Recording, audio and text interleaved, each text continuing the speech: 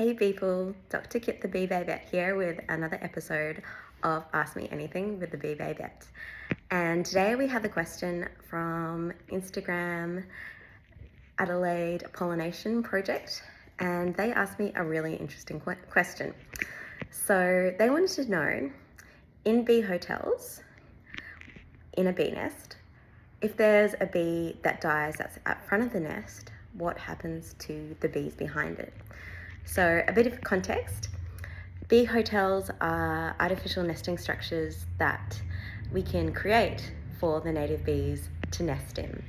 And they're replicating the natural nesting substrates, where these bees, they nest in pre-made cavities created by wood-boring beetles. And so there's a long hole, and along the hole they've created a number of cells. Each one of these cells has nectar and pollen provisions, and they lay an egg on it, and that develops into a larvae. The larvae pupates, metamorphoses into a bee, then it closes and comes out of the nest, ready to start the whole life cycle again. And so along the nest, we've got a series of cells, each containing a bee. And obviously for the ones at the inner nests to be able to emerge, they have to wait for the ones in front to come out. And what happens if one of the bees developing in front dies?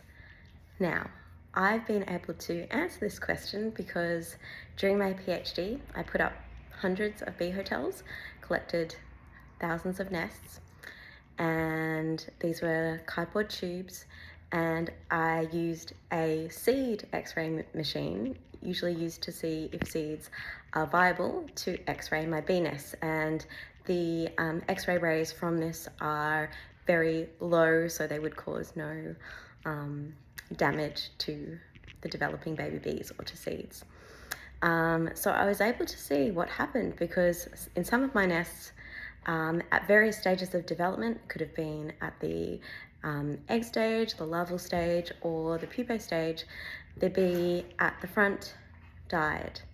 And what I found is, sadly, sometimes I would x-ray my nests and there would be a whole series of dead bees in them because the one at the front had died. But in other cases, I was able to show that a bee at the front had died, but the larvae at the back, they still emerged, and that's because they chewed through their dead brother or sister.